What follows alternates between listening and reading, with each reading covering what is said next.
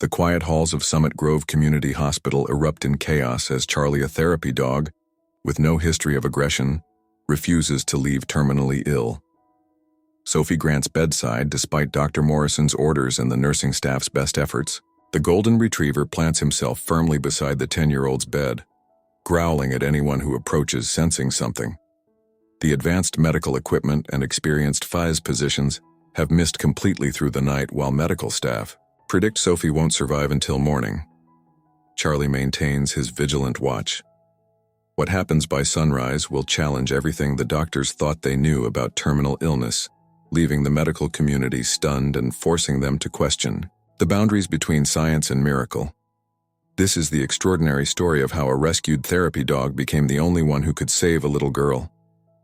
Everyone had given up on quick pause before we continue. Tell us, where in the world are you watching from? If you're enjoying these stories, make sure to hit subscribe, because tomorrow's episode is absolutely mind-blowing.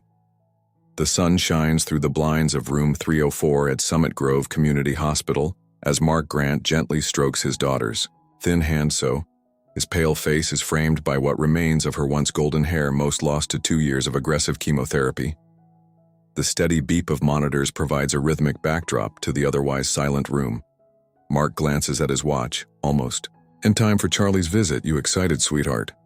Sophie's eyes flutter open, revealing irises as blue as the summer sky. Despite her weakened state, her face brightened. At the mention of the therapy, "Dog, did you bring his special ball?" Her voice is barely above a whisper. But there's a spark there that medical treatments haven't managed to extinguish. Mark reaches into his backpack and pulls out a worn tennis ball. "Right here, first thing I grabbed this morning." A gentle knock interrupts them as Carol Taylor, the hospital's animal therapist, enters with Charlie, a golden retriever, whose warm eyes seem to take in everything at once. The dog's tail begins wagging furiously the moment he spots Sophie, who's eager to see his favorite. "Patient," Carol says, unleashing Charlie, who immediately but gently approaches Sophie's bed. Sophie's thin arm reaches out to stroke Charlie's soft fur. "Hey buddy, I saved you a spot." She pats the edge of her bed weakly. Dr. Allison Reed enters the room, clipboard in hand, her expression professionally neutral but with kindness in her eyes. "Good morning, Sophie. How are we feeling today? Charlie's here." Sophie replies as if that answers everything. Dr. Reed checks the monitors and makes notes her movements. "Efficient but unhurried. His visit certainly seemed to bring your vitals up. That's excellent." She turns to Mark. "Could I speak with you outside for a moment?" Mark nods, squeezing Sophie's hand. "I'll be right back." "Princess, you and Charlie catch up in the hallway." Dr. Reed's professional demeanor slips just slightly, revealing the weight of what she must convey. "Mark, I've received Sophie's latest test results. The experimental treatment isn't having the effect we hoped for." Mark's face remains stoic, though his eyes betray the pain. "What options do we have left? We can adjust the medication to manage her pain and keep her comfortable." But Dr. Reed pauses, choosing her words carefully. "I think it's time to consider bringing in the palliative care team." Mark turns to look through the small window in Sophie's door, watching as his daughter whispers something into Charlie's ear. The dog's head tilted as if truly listening. "How long?" Mark asks, his voice steady, despite the turmoil inside. "Days, maybe a week." Dr. Reed places a comforting hand on Mark's shoulder. "I'm so sorry." Back in the room, Sophie seems oblivious to the grave conversation happening just outside. She's showing Charlie a drawing. She's made a child's rendering of herself and the dog running through a meadow, both with wings. "See, we're flying," she explains to Charlie, who watches her with attentive eyes. "In my dream, we could both fly, and we went everywhere together." Carol smiles, though there's sadness behind it. "That's beautiful. Sophie, Charlie would love to fly with you." Sophie looks up at Carol. "He already does in my dreams." She turns back to the dog. "You understand, don't you, Charlie?" Charlie places his paw gently on Sophie's arm, causing Carol to raise an eyebrow. It's not a behavior she's taught him. Mark returns to the room, his face composed for his daughter's sake, having a good visit. Sophie nods. "Charlie put his pee on me when I told him about my flying dream. He wants to come with me." An uncomfortable silence falls over the adults in the room, the innocent comment carrying weight that Sophie couldn't understand. Later that afternoon, Dr. Frank Morrison reviews Sophie's chart at the nurse's station. His expression growing increasingly, grim nurse Linda Wilson stands nearby, waiting for his assessment. The re-girl is being overly optimistic again, Morrison says. Shaking his head, these experimental treatments give families false hope. The girl should be at home, not taking up a bed we need for patients. We can actually help. Nurse Wilson's lips tighten. Sophie? Grant has been fighting longer than anyone expected. Doctor, and her quality of life has been remarkably good considering her condition. Dr. Morrison hands the chart back with a dismissive gesture. Well, nature is about to tell. Take its course regardless. Make sure the palliative care paperwork is ready, and remind the father that hospital policy limits therapy animal visits to scheduled times only. I saw that dog in there twice yesterday. Yes, doctor, Nurse Wilson responds, though. Her tone suggests disagreement with his approach as evening approaches. Mark sits beside Sophie reading her favorite story about a lost dog who finds a home. Sophie's breathing has become more labored throughout the day, and the medical team has increased her pain medication. Carol appears at the door, surprising them. Both special evening visits, she announces as Charlie trots in behind her. Mark looks up confused. I thought evening visits weren't allowed. Carol winks. Nurse Wilson made an exception, called it compassionate scheduling. Sophie's face lights up despite her obvious discomfort. Charlie, you came back. The dog approaches her bed cautiously, as if sensing her increased fragility instead of his usual playful demeanor. Charlie simply rests his head gently on the edge of the mattress. His eyes never leaving Sophie's face. He knows. Sophie whispers, reaching out to touch his nose. Don't be sad. Charlie. Mark exchanges a glance with Carol, who seems equally struck by the dog's changed behavior. I'll leave him with you for a while. Carol offers. I can come back in about an hour as night falls. Sophie's condition deteriorates rapidly.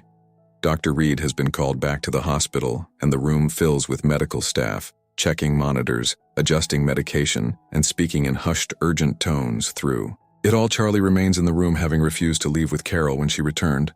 The dog sits quietly in the corner, watching everything with an intensity that several staff members find unsettling.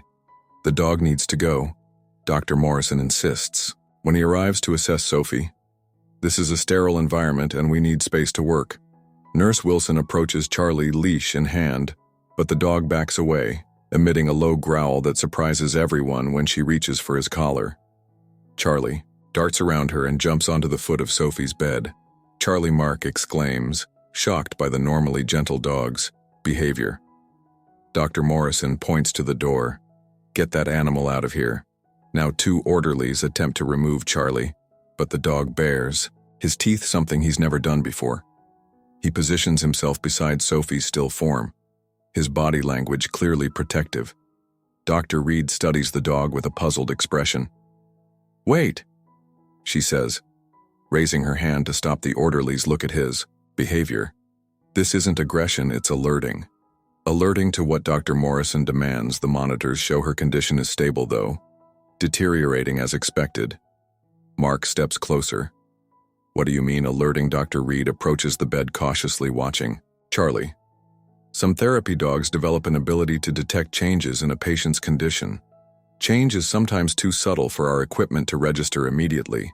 Charlie's eyes remain fixed on Sophie, occasionally glancing at the monitors as if drawing a connection between them and the child. This is absurd. Dr. Morrison scoffs. We're basing medical decisions on a dog's behavior.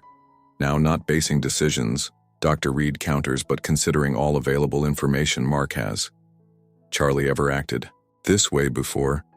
Before? Mark shakes his head. Never. He's always gentle, especially with Sophie. As the argument continues, Sophie's monitors suddenly alarm, showing a rapid drop in oxygen levels. The medical team springs into action.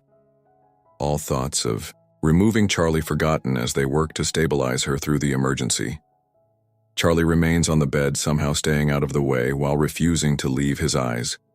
Track every movement of the medical staff, his body tense but controlled. When Sophie is finally stabilized, Dr. Morrison turns his attention back to the dog. Now that the crisis is managed, that animal needs to leave. Hospital policy is clear. Mark, exhausted and emotional, stands his ground. Charlie sensed something was wrong. Before your machines, did he? Stays Mr. Grant.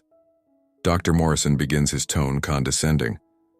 I understand you're under tremendous stress, but But nothing, Mark interrupts. My daughter is dying. If having Charlie here comforts her in her final hours, then hospital. Policy be damned, Dr. Reed steps between them. Frank, let's step outside in the hallway, she speaks. Quietly but firmly, the girl has hours, maybe through the night. If we're lucky, the dog isn't harming anyone and he may actually be providing valuable monitoring we're missing. Dr. Morrison's jaw tightens. This is a hospital, not a veterinary clinic. We make decisions based on medicine, not animal instinct. Sometimes medicine doesn't have all the answers. Dr. Reed responds, the dog stays at least for tonight. I'll take full responsibility. As midnight approaches, the pediatric ward grows quiet, except for the soft beeping of monitors and the occasional squeak of nurses' shoes on the polished floor in Sophie's room. Mark has fallen asleep in the recliner chair. Exhaustion, finally overcoming his determination to stay awake. Charlie remains on the bed, his body curled protectively around Sophie's legs, his eyes open and alert. Despite the late hour, occasionally his ears prick up at changes in the monitor's rhythm, his gaze shifting between the machine and Sophie's. Nurse Johnson enters quietly to check Sophie's vitals, surprised to find Charlie still awake and watchful. You're a good boy, aren't you? He whispers, checking Sophie's IV and medication levels, keeping guard when everyone else is sleeping. Charlie's tail thumps once against the blanket, but his vigilant posture doesn't change when Nurse Johnson leaves the room. Falls silent again except for the machines and Sophie's increasingly labored breathing. The moonlight light streams through the window, casting long shadows across the floor and illuminating the unlikely sentinel who refuses to leave his post somehow, knowing something the humans and their advanced technology have yet to discover.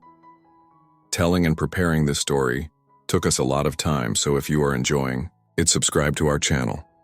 It means a lot to us. Now back to the story.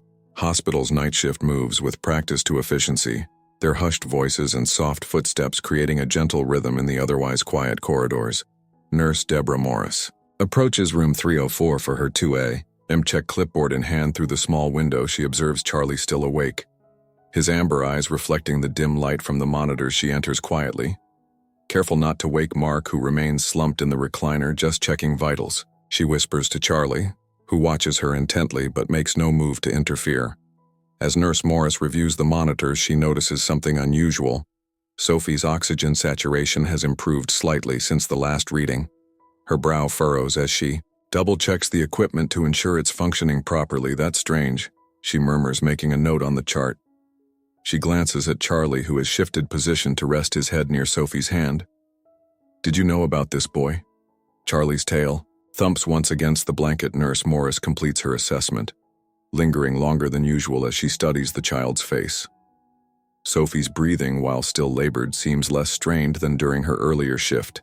As dawn approaches, Dr. Reed arrives earlier than usual, having slept poorly with thoughts of Sophie weighing on her mind. She's surprised to find Nurse Morris at the station reviewing Sophie's overnight charts with unusual intensity.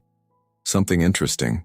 Dr. Reed asks, pouring herself a cup of coffee. Maybe nothing, Nurse Morris replies, but Sophie Grant's numbers have been gradually improving all night. Small increments but consistent. Dr. Reed takes the chart, skepticism evident in her expression. Patients sometimes rally briefly before the final decline, a cruel phenomenon that experienced medical staff know not to interpret his recovery. Let me take a look in Sophie's room. The first rays of morning sun filter through the blinds, casting golden stripes across the floor. Mark stirs in the recliner, his body stiff from the awkward sleeping position. His eyes immediately go to Sophie, bracing for what the night might have brought. To his surprise, Sophie's eyes are open, and there's a clarity there that had been missing the day before. Charlie remains beside her, but his posture has changed, less protective, more companionable. Dad, Sophie's voice is weak, but more distinct than yesterday. Charlie stayed all night. Mark moves to the bedside, taking Sophie's hand. He sure did, sweetheart. How are you feeling? Thirsty? Sophie replies, a simple request that sends a wave of emotion through Mark. Yesterday, she had been too weak to ask for water. The door opens as Dr. Reed enters, her eyes immediately assessing the scene. Good morning, she says. Moving to check the monitors, her professional demeanor can't completely mask her surprise at what she sees. Sophie, I'm going to examine you, Okay. Her hands are gentle as she checks Sophie's pulse, listens to her breathing, and tests her reflexes. Charlie watches attentively but remains calm. Her color is better. Dr. Reed notes almost to herself. She turns to Mark. Has she been alert long? Just woke up. Mark replies, afraid to voice the hope building within him. Dr. Reed makes notes on the chart, her movements measured despite the questions racing through her mind. I'm going to order some additional tests, and I'd like to draw blood for a new panel after completing her examination. Dr. Reed steps into the hallway where Nurse Wilson has arrived for the morning shift. I need a complete workup on Sophie Grant. Priority status, is something wrong? Nurse Wilson asks, already reaching for the phone. I'm not sure. Dr. Reed replies. Honestly, her vitals are improving. Not declining, it doesn't align with yesterday's prognosis within the hour. Sophie's room becomes a hub of activity as technicians arrive to draw blood check equipment and prepare her for additional scans throughout the procedures. Charlie remains in the room, having been temporarily forgotten in the medical mystery unfolding. Dr. Morrison arrives during this flurry of activity, his expression darkening at the sight of the dog still present. I thought we had an agreement about the animal being removed in the morning, he says to Nurse Wilson at the station. You'll need to speak with Reed. She replies, her tone professional but firm. She's ordered comprehensive testing for Sophie. The situation has evolved. Dr. Morrison finds Reed reviewing preliminary results in her office, a mug of untouched coffee cooling beside her computer. Allison. What's this about? New test for the GR girl, and why is that dog still here? Dr. Reed looks up, dark circles under her eyes, betraying her lack of sleep. Sophie's condition has improved overnight. Frank, not marginally, significantly. Her white cell count is down, oxygen saturation up, even her liver function is showing improvement. Dr. Morrison takes the seat across from her desk, skepticism evident in every line of his face. Temporary rallies happen, especially with pediatric patients, you know. This, of course I do. Dr. Reed responds, sliding the file toward him. But look at these numbers. This isn't a rally. This is a trend, moving in the completely opposite direction. From everything we predicted yesterday, Dr. Morrison reviews the on data, his frown deepening. Equipment, malfunction, lab error. I've considered both. We've recalibrated the monitors and run duplicate blood tests. The results are consistent. And you think this has something to do with the dog? His tone makes clear his opinion of such a notion. Dr. Reed leans back in her chair. I don't know what to think, but Charlie was alerting to something last night that our monitors didn't catch until later, and now Sophie shows improvement that contradicts every medical prediction we made back in Sophie's room. The medical technicians have finally departed, leaving Sophie tired, but noticeably more alert than the previous day. She picks at the breakfast tray Nurse Wilson has brought, actually taking a few bites of applesauce, her first solid food in days. Charlie's hungry too, Sophie says, holding out a small piece of toast toward the dog. Mark gently intercepts her hand. Charlie has his own special food, sweetheart. This is for you to get stronger. Carol Taylor arrives, surprised to find Charlie still present. I came to collect our overnight visitor, but it looks like he's made himself at home. Mark explains the unusual developments of the morning, watching Carol's expression shift from professional interest to astonishment. I've worked with therapy animals for 15 years. Carol says quietly, watching Charlie and Sophie. I've seen them provide comfort, emotional support, even motivation for physical therapy, but this is different. Sophie beckons. Carol glows her, her voice a stage whisper. Charlie told me not to go to the light place yet. He said I need to stay here longer. The adults exchange glances, recognizing the statement as likely a dream or medication-induced fantasy, yet unsettled by its timing. Martin Wells, the hospital administrator, appears in the doorway, his crisp suit and formal demeanor at odds with the cozy scene inside the room. Mr. Grant, a word please, in the hallway. Wells maintains a professional smile that doesn't reach his eyes. Mr. Grant, I understand there's been an unusual situation with the therapy animal program. Mark stands straighter, preparing for a confrontation. Charlie stayed overnight. Yes, with Dr. Reed's approval. While I appreciate Dr. Reed's compassion, Hospital policy is quite clear about animals remaining after visiting hours. There are infection control protocols, insurance considerations. My daughter was dying yesterday. Mark interrupts his voice. Low but intense today, she's eating breakfast and her labs are improving. The only thing that changed was Charlie staying with her. Wells adjusts his tie, clearly uncomfortable. Mr. Grant, I sympathize with your situation, but I can't authorize. Continued. Violation of our policies based on coincidence, then.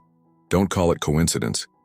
Dr. Reed says, joining the conversation with a folder in hand, call it an unexplained medical development that warrants further observation under controlled conditions. She hands Wells a document. I've drafted a proposal for a 72-hour observational study. Sophie's case represents a unique opportunity to document what appears to be a remarkable recovery. Wells scans the document, his expression wavering between skepticism and reluctant interest. The board would need to approve any formal study of course. Dr. Reed agrees, but until then, as Sophie's primary physician, I'm documenting Charlie's presence as a therapeutic intervention relating to her active treatment plan. Wells recognizes the carefully constructed medical justification for what it is a workaround to hospital policy, but also sees the determination in both Dr. Reed's and Mark's faces ours. He concedes finally. I'll allow the aunt to remain for 48 hours under documented observation. After that, we'll need board approval for any extension.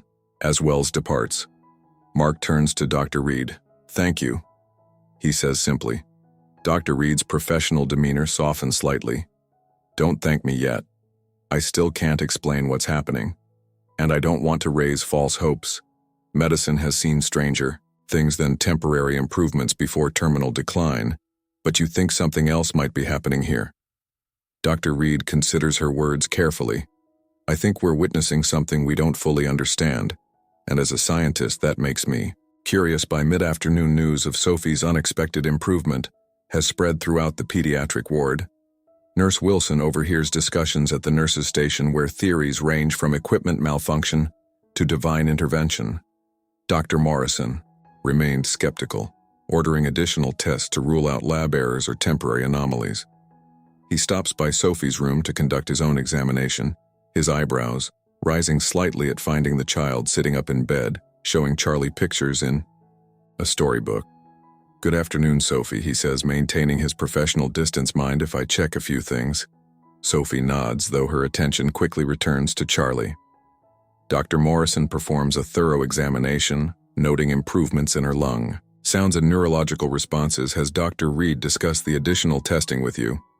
He asks Mark, deliberately using medical terminology that excludes Sophie from the conversation. Some of it, Mark replies. She mentioned something about an MRI. This evening, correct, and will need to repeat the bone marrow aspiration to verify the apparent changes in her blood work. Sophie looks up at this, fear flashing across her V. The bone marrow procedure had been particularly painful in the past. Charlie, sensing her distress, moves closer, resting his head on her lap. Is that really necessary? Mark asks, noting Sophie's reaction. If you want accurate information about her condition? Yes, Dr. Morrison replies bluntly. Monitors and blood tests can provide partial data, but the bone marrow is where this cancer lives. We need to see what's happening there. After Dr. Morrison leaves, Sophie's temporary animation fades, the talk of additional painful procedures draining her newfound energy. She leans back against the pillows, one hand buried in Charlie's fur. I don't want the big needle again, Dad, she whispers. Mark sits beside her, struggling to balance honesty with comfort. I know, sweetheart, but the doctors need to understand why you're feeling better. That's a good thing. They didn't expect you to improve like this. It's because of Charlie. Sophie says with childlike certainty, he stayed to help me fight the bad cells. Mark exchanges a look with Carol, who has returned to check on Charlie. Maybe he did, Mark says softly, unwilling to dismiss his daughter's belief. As evening approaches, the pediatric ward settles into its nighttime routine. Sophie has undergone a series of non-invasive tests throughout the day, and though tired, continues to show small but consistent improvements. The bone marrow procedure has been scheduled for the following morning. A compromise reached after consultation between Dr. Reed and Dr. Morrison. Charlie has remained by Sophie's side, accepting brief walks outside with Carol, but always returning to his position near the bed, Hospital staff have begun to accommodate his presence, some even sneaking him treats despite official prohibition. Mark steps into the hallway to take a call from his sister Karen, updating her on the bewildering developments of the day through the door's window. He watches as Sophie curls onto her side, Charlie adjusting his position to snuggle against her back, a normal scene between a child and beloved pet that somehow, in this sterile hospital setting, seems both out of place and perfectly right. Dawn breaks over Summit Grove, painting the hospital windows with soft orange light. The night shift prepares to hand over to day staff, exchanging notes and observations. In hushed tones in room 304, Charlie rises from his spot beside Sophie, stirring, before moving to nudge Mark awake with a gentle press of his nose. Mark blinks disoriented after another night in the recliner. His eyes immediately find Sophie, who sleeps peacefully, her breathing noticeably easier than the day before. The monitors confirm what his parental instinct detects: her vitals have stabilized further overnight. Morning, Charlie, he whispers, scratching behind the dog's ears. Another night on guard duty, huh? The door opens quietly as Nurse Wilson enters for the morning check. How was the night, she asks, her voice low to avoid waking Sophie quiet. Mark replies, no emergencies, no alarms. She slept through. Nurse Wilson reviews the monitors, making notes on her tablet. Her professional expression can't hide her amazement at the readings.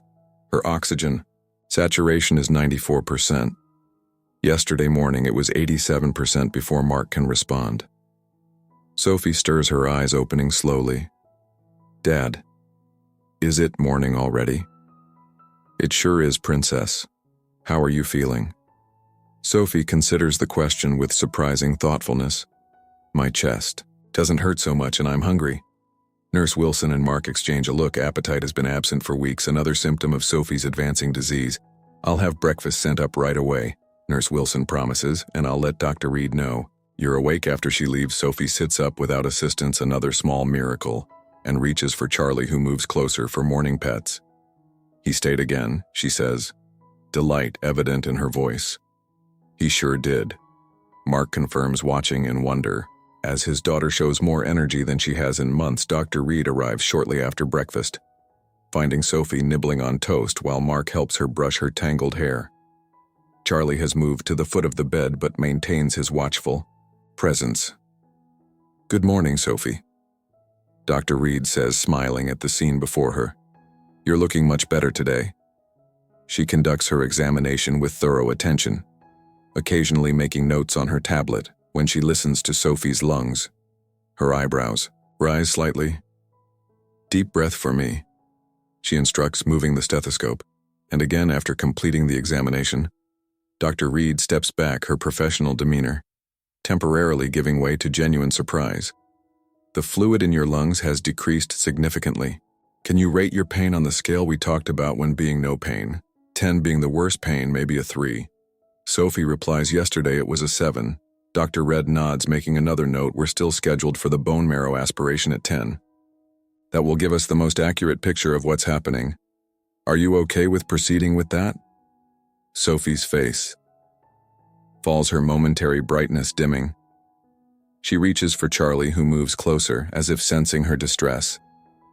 I know it's not comfortable, Dr. Reed acknowledges, but it will help us understand why you're feeling better. Will Charlie be there?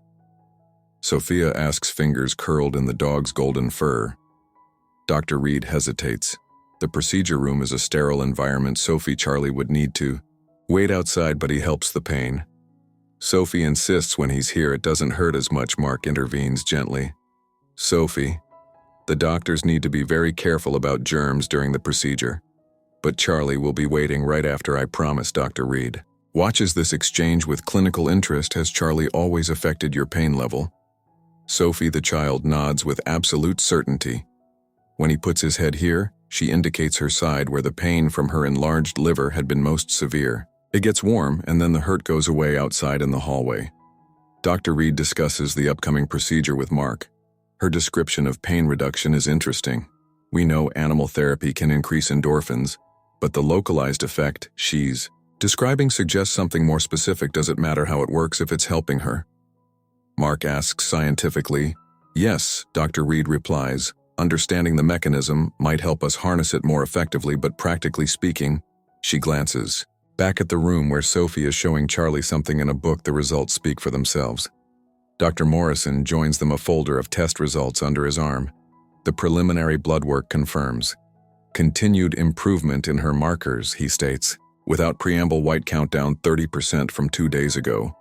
Liver enzymes normalizing, inflammatory markers reduced for the first time. Uncertainty creeps into his typically assured demeanor.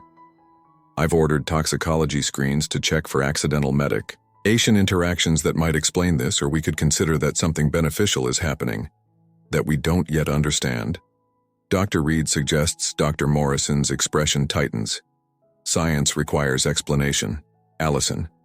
Not magical thinking. Dogs don't cure cancer. No one is claiming a cure, Dr. Reed counters, but dismissing observable phenomena because they don't fit our current understanding isn't science either. Their discussion is interrupted as Carol Taylor arrives with Tyler, her teenage son, who sometimes assists with the therapy dog program. Tyler carries a bag containing Charlie's food, grooming supplies, and a fresh blanket. I hope it's okay that Tyler helps today. Carol says Charlie will need care while Sophie's in the procedure room and I have sessions with other patients. Mark welcomes them gratefully, introducing Tyler to Dr. Reed and Dr. Morrison. So this is the miracle dog everyone's talking about? Tyler asks, kneeling to greet Charlie, who responds with a friendly tail wag. There are no miracle dogs, Dr. Morrison states firmly, just coincidental timing and emotional projection. Tyler seems unfazed by the doctor's skepticism. My mom says animals know things we don't. Charlie was a rescue right found abandoned in Westfield Park. That's right, Carol confirms. Officer Miller found him during a storm last year. No collar, no microchip, malnourished but incredibly gentle. He chose this, Tyler says with teenage certainty, scratching Charlie's chest. Some dogs have a purpose, you know. Dr. Morrison excuses himself with barely concealed irritation, while Dr. Reed regards the teen with genuine interest. Have you worked with many therapy dogs? Tyler, 6 or 7 through mom's program. He replies they're all different. Some are good with older people. Some connect better with kids, but Charlie? He glances toward Sophie's room. Mom says he's special even among therapy dogs at 10. So Sophie is prepared for the bone marrow aspiration, the procedure, while brief requires her to be separated from Charlie. For the first time in over 36 hours, the dog grows visibly anxious as Sophie is wheeled away, attempting to follow until Carol secures his leash. It's okay, boy, she soothes. She'll be back soon. Mark accompanies Sophie to the procedure room, leaving Tyler and Carol to manage Charlie, who paces restlessly in Sophie's now empty room. He really doesn't want to be apart from her, Tyler observes as Charlie whines softly, looking toward the door. I've never seen him this attached to a patient. Carol admits he's always been empathetic and gentle, but this is different. They attempt to distract Charlie with a favorite toy, but the dog remains focused on the door, his vigilance unwavering in the procedure room. Sophie lies on her side, a local anesthetic numbing the area where the large needle will extract bone marrow from her hip. Despite the medication, tears stream gently down her face as the doctor prepares the equipment. You're being so brave. Mark encourages, holding her hand. Just a few minutes, and it will be over. Dr. Reed oversees the procedure while a pathologist stands ready to immediately examine the sample as the needle is inserted. Sophie's grip on Mark's hand tightens painfully, but she remains still as instructed. Back in Sophie's room, Charlie suddenly stands alert, ears forward, as if hearing something. Beyond human perception, a low whine builds in his throat. What is it, boy? Tyler asks, watching the dog's unusual behavior without warning. Charlie pulls sharply on his leash, nearly wrenching it from Carol's grasp. The force of his movement catches her off guard. Charlie, stay, she commands. But the normally obedient dog ignores her, straining toward the door with uncharacteristic determination. He wants to get to Sophie. Tyler realizes Mom. He knows she's in pain in the procedure room. The pathologist examines the extracted bone marrow under a microscope, his expression shifting from professional detachment to confusion. He beckons Dr. Reed to look. This can't be right, he murmurs, based on her previous samples. I expected densely packed cancer cells, but there's significant reduction in the leukemic infiltrate. Dr. Reed observes the sample herself, he medical training temporarily suspended by astonishment. This looks like someone responding to successful treatment, not a terminal progression. The procedure complete. Sophie is cleaned and bandaged, ready to return to her room despite the pain medication. She weeps quietly, asking repeatedly for Charlie. We're going back to him right now. Mark assures her, helping transfer her to the wheelchair. As they navigate the corridor back to room 304, they hear a commotion ahead. Charlie has managed to slip his collar and escape the room, Carol and Tyler in pursuit. The dog races down the hall, skidding to a stop when he spots Sophie with gentle precision. He approaches the wheelchair, ignoring the startled staff members around them. Sophie's tears transform to joy as the dog tenderly nuzzles her hand. Carol catches his up, breathless. I'm so sorry, he's never done anything like that before. He just suddenly had to get to Sophie. Dr. Reed watches the reunion, curiosity overtaking any concern about hospital protocol. Let's get Sophie back to her room, she says. I think we all need to have a conversation about what's happening here. Once Sophie is settled back in bed, Charlie immediately positions himself beside her, resting his head near her hip where the bone marrow procedure was performed within minutes. Sophie's pain tightened, features relax. Her breathing deepens and she drifts into peaceful sleep. He always seems to know exactly where she hurts. Mark observes quietly. Dr. Reed nods, her analytical mind racing with possibilities. Carol, you mentioned Charlie was found abandoned. Do we know anything about his history before Officer Miller found him? Carol shakes her head. Nothing definitive. The vet estimated he was about 2 years old when found, well behaved, despite the neglect suggesting he'd been properly trained. At some point, I've read about dogs being used in cancer detection studies. Dr. Reed muses. Their sense of smell can identify certain volatile organic compounds associated with cancer cells. Detection is one thing, Mark says, watching Charlie's protective posture beside his sleeping daughter. But this seems like something more. Tyler, who has been quietly observing, speaks up. What if Charlie was someone's medical alert dog before being abandoned, maybe even trained for cancer patients specifically? The adults consider this theory, finding it more plausible than alternatives. It would explain his immediate connection to Sophie. Carol agrees, and his unusual behavior around her medical equipment. Dr. Reed's phone chimes with a message. The pathologist has completed the preliminary analysis of Sophie's bone marrow sample. He wants to discuss it immediately. Her expression suggests the news is significant. Good or bad? Mark asks, tension evident in his voice. He didn't say. Dr. Reed replies, but he's requesting permission to send the samples to the University Medical Center for verification. That's unusual for routine testing. As Dr. Reed departs for the consultation, Mark remains beside Sophie's bed, watching his daughter's peaceful sleep and the loyal guardian who refuses to leave her side for the first time in months. Hope, dangerous, fragile hope, takes root in his heart. Outside the room, the hospital corridor buzzes with activity staff attending to other patients with professional efficiency. But in room 304, something extraordinary continues to unfold, a connection between a dying child and a devoted dog that challenges medical understanding and transforms what had been deemed a final vigil into something entirely unexpected. The hospital cafeteria hums with lunchtime activity as Dr. Reed meets with the pathologist, Dr. Samuel Wright. Away from curious ears between them on the table sits a folder containing the results of Sophie's bone marrow tests along with comparative images from her previous samples. I've been practicing medicine for 22 years. Dr. Wright says, his voice low despite their relative privacy. I've never seen a reversal like this without aggressive intervention. Reed studies the images again. The before sample from 1 week ago showing both bone marrow crowded with leukemia cells. The current sample revealing a dramatic reduction, and you've verified the samples weren't mixed up?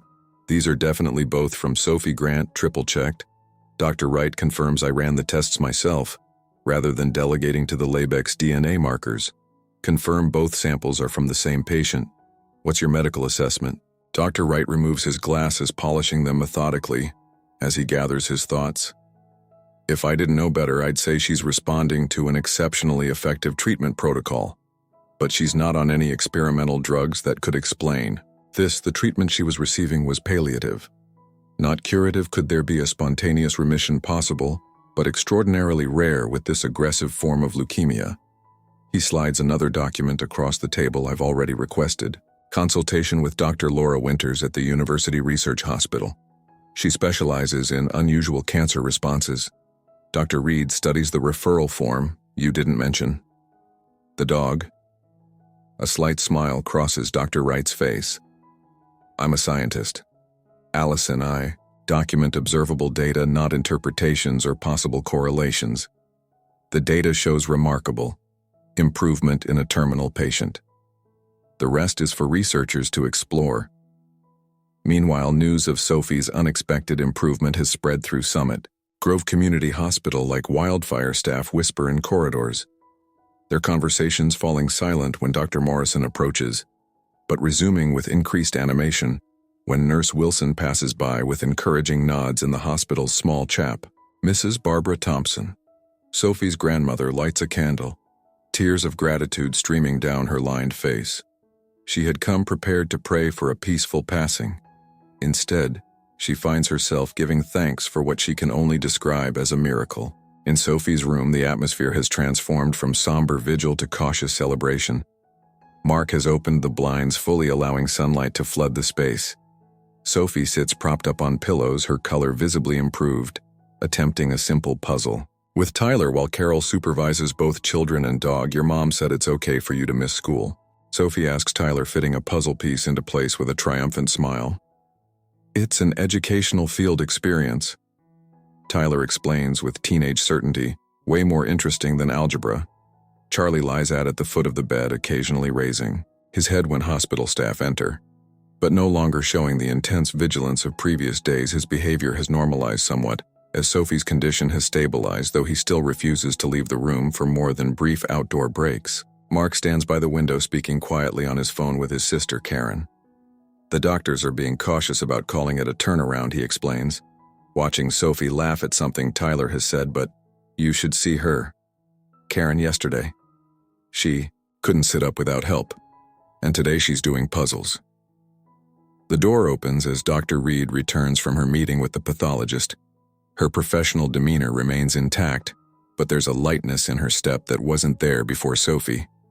How are you feeling after the procedure? She asks, approaching the bed. It only hurt a little, Sophie replies. Charlie made it better. She points to where the dog had positioned himself earlier near her hip. Dr. Reed glances at Mark. Could we speak outside? For a moment in the hallway, Dr. Reed chooses her words carefully. The bone marrow results confirm what we've been observing clinically. There's been a significant reduction in leukemic cells compared to last week's sample. Mark grips the wall for support, emotions threatening to overwhelm him. What does that mean? We need to be cautious. Dr. Reed emphasizes this is uncharted territory. We're consulting with specialists at the University Medical Center and will need to continue monitoring with additional tests, but she's getting better. This isn't just a temporary improvement. The bone marrow doesn't lie. Mark, something is happening at the cellular level that we can't yet explain. I've ordered a complete body scan to check if the improvement extends to her other affected organs. Mark glances back towards Sophie's room and Charlie. Do you think he's connected to this somehow? Dr. Reed follows his gaze, watching through the door window as the golden retriever rests his chin on Sophie's blanket-covered knee. I don't have a scientific answer for that, but I've requested information from research programs studying animal-assisted in therapy in cancer patients. There may be documented cases with similar elements as afternoon stretches. Into evening, Sophie undergo a series of non-invasive scans. Charlie becomes agitated during her absence but calms when Tyler shows him Sophie's favorite stuffed animal, a well-worn teddy bear that carries her scent. He understands she's coming back. Tyler observes to his mother yesterday he panicked when she left, but today he's just worried. Carol watches with professional interest. The bond between them has deepened. It's as if they've developed their own communication system. Dr. Morrison reviews the new scan results with barely concealed disbelief. The enlarged lymph nodes that had been a hallmark of Sophie's advanced disease show measurable reduction.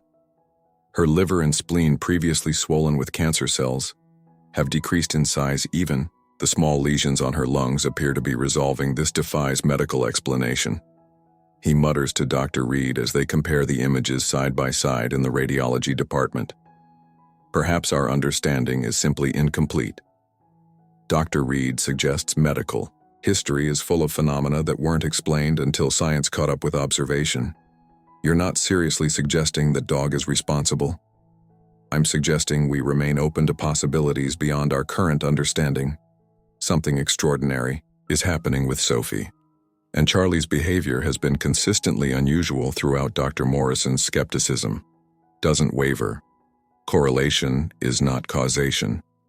Allison, the child, could be experiencing a rare, spontaneous remission that coincidentally began when the dog stayed overnight, and if that's true, we'll document it as such.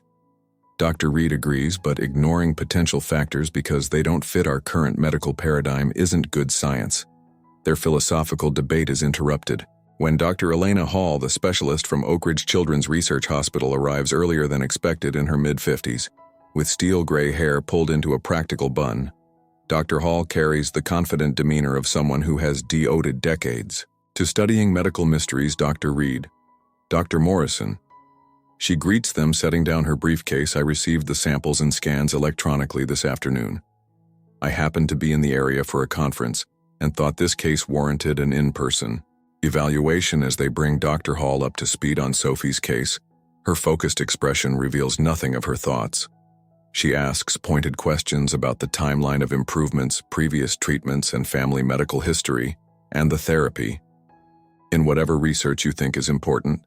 As night settles over Summit Grove Community Hospital, the pediatric ward quiets except for the soft footsteps of the night shift nurses making their rounds in room 304. Sophie sleeps peacefully, her breathing easier than it has been in months. Charlie maintains his position beside her, occasionally shifting to press closer when she stirs outside the hospital. Word has begun to spread through the small community. The story of the therapy dog who refused to leave a dying child's room and the miraculous improvement that followed has captured imaginations. Local minister Pastor Timothy Clark includes Sophie and Charlie in the evening prayers at his congregation. Officer Robert Miller, who found Charlie hand a bed in Westfield Park over a year ago, sits in his patrol car reviewing the report he filed. That rainy night, nothing in the document suggested the sodden, malnourished dog he discovered would become the center of what some in town are already calling a miracle in the hospital parking lot. Carol and Tyler prepare to leave after helping care for Charlie throughout the day. Tyler looks up at the illuminated window of So's room visible from where they stand. Do you think he always knew? Tyler asks his mother. Even when you first started bringing him to visit Sophie, did he somehow know she would need him like this? Carol follows her son's gaze to the window. I don't know, Tyler, but I've worked with therapy animals for 15 years, and I've never seen a connection like theirs. It's as if they recognized something in each other from the very beginning as they drive away. The hospital stands quiet against the night sky, its windows glowing like beacons in the darkness inside. One of those windows. The impossible continues to unfold. A child whose medical death sentence is being rewritten by forces science has yet to fully comprehend, and a dog whose loyalty transcends explanation standing guard through another night of healing. Morning sunlight stream through the windows of room 304, casting golden patterns across the floor. 5 days have passed since Charlie first refused to leave Sophie's side. 5 days of steady, inexplicable improvement that has transformed both the child's condition and the atmosphere within Summit Grove Community Hospital. Sophie sits on the edge of her bed, legs dangling, as a physical therapist guides her through gentle stretching exercises. Her face, once gaunt and pale, now shows healthier color, though still thin. The desperate frailty has begun to recede from her frame. That's excellent. Sophie, the therapist, encourages, your muscle tone is improving much faster than I expected. Charlie watches from a nearby chair, calm but attentive, his eyes tracking Sophie's movements. The dog's protective intensity has evolved as Sophie's condition has improved, no longer acting as a desperate guardian against death, but as a supportive companion in recovery. Mark enters with a small duffel bag, having left briefly to collect fresh clothes from home. The sight of his daughter sitting upright, engaged in physical activity, still strikes him as miraculous after months of steady decline. Dad, Sophie calls, waving with more energy than she's shown in months. Watch me stand up by myself with careful concentration. Sophie slides from the bed to her feet, wobbling slightly, but maintaining her balance without assistance. The achievement impossible. Just days ago brings tears to Mark's eyes. Amazing job, sweetheart, he manages, setting down the bag to applaud her success. The physical therapist makes notes on her tablet.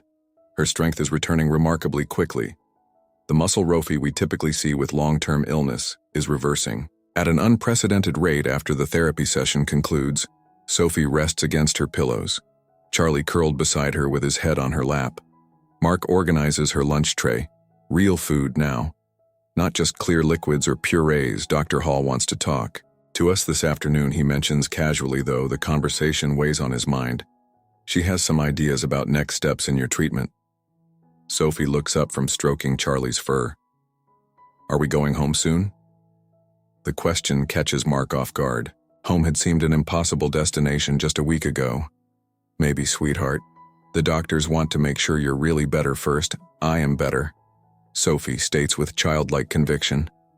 Charlie fixed the bad cells. They're almost all gone now. Mark marvels at her certainty throughout her illness. Sophie has demonstrated an awareness of her condition that sometimes seemed beyond her years, describing symptoms before tests, detected them knowing when treatments weren't working before her doctors confirmed it. The doctors still need to run tests to be sure, he explains gently. But yes, you're definitely getting better. Nurse Wilson enters with medication. Smiling at the domestic scene, someone's looking bright-eyed today, she observes, checking Sophie's vital signs with practiced efficiency. I stood up all by myself, Sophie reports proudly, I heard. Soon you'll be racing down the halls. Nurse Wilson administers Sophie's medication, now reduced to half the previous dosage. Dr. Reed will be in shortly to check your blood work results after Nurse Wilson departs.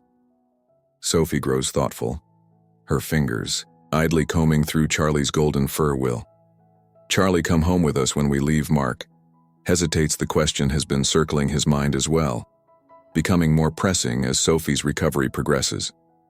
Charlie technically belongs to the hospital's therapy dog program, not to them. I don't know, sweetheart. He helps lots of children here at the hospital. Sophie's expression turns serious, but he chose me. Dad, he's supposed to stay with me before Mark can respond. Dr. Reed arrives with a tablet displaying Sophie's latest test results. Her typical professional demeanor can't conceal her continued amazement at the numbers before her. Your blood counts are continuing to improve, Sophie. She announces your white cell count is almost within normal range, and the cancer markers have decreased by another 30%. Since yesterday, Mark allows himself a moment of pure relief before the inevitable question surfaces. What happens next? Dr. Reed takes the chair beside Sophie's bed. Dr. Hall has proposed a comprehensive follow-up plan. We'd like to transition Sophie to outpatient status within the next few days, assuming her improvement continues at this rate. We're going home, Sophie asks, sitting straighter with excitement. Not quite yet. Dr. Reed explains gently. We need to monitor you closely for at least another week, but you could move to one of our extended stay rooms where a parent can remain overnight more comfortably, and you'd have more freedom to move around the hospital. Sophie immediately looks concerned. What about Charlie? He has to stay with me, doctor. Reed glances at Mark before addressing Sophie directly. That's something we need to discuss with Miss Taylor and the therapy dog program. Charlie helps many patients here at the hospital, but he's mine now, Sophie insists, arms circling protectively around the dog. He chose me. The emotion in her voice triggers Charlie's attention. He raises his head, looking between Sophie and the adults with alert concern. Dr. Reed maintains her gentle tone. I understand you feel a special connection with Charlie, Sophie, and what's happened between you is truly remarkable, but there are rules and protocols around therapy animals that we need to respect. Sophie's face crumples, tears welling in her eyes. He saved me. You said I was going to die, but Charlie saved me. You can't take him away. Charlie responds to her distress by pressing closer, resting his head against her chest in a gesture that appears deliberately comforting. The dog's behavior, once again demonstrating unusual awareness, isn't lost on Dr. Reed. Let me talk with Miss Taylor and Dr. Hall, she offers. Perhaps we can arrange something special in your case, but I don't want to make promises. I can't keep after Dr. Reed leaves. Mark sits beside Sophie on the bed, one arm around her thin shoulders. Dr. Reed will do her best, Princess, and remember, even if Charlie stays at the hospital, we can visit him often. Sophie wipes her tears with the back of her hand. It's not the same, Dad. He needs to be with me until all the bad cells are gone. How do you know they're not all gone already? Sophie touches her side where her enlarged liver had caused so much pain. I can still feel some of them. Not many, but they're still hiding. Charlie knows where they are. Mark studies his daughter's face, wondering at the wisdom that seems to emanate from this child who has faced death and somehow stepped back from its thresh. Told by late afternoon, Dr. Hall arrives for the scheduled meeting, accompanied by Carol Taylor. The hospital conference room has been prepared with comfortable chairs and refreshments, attempting to create a less clinical atmosphere for the difficult conversation ahead. Sophie has been brought in a wheelchair, though. She insisted she couldn't walk. Charlie walks beside her, no leash needed, as he stays perfectly in step with the chair. Dr. Reed and Dr. Morrison complete the gathering, with Martin Wells, the hospital administrator, joining at the last minute. Dr. Hall begins with a summary of Sophie's case for everyone present. We've documented a medical response that defies conventional explanation.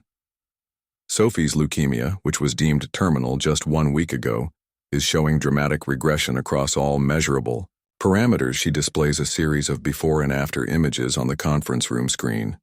Bone marrow samples, organ scans, blood work results, each pair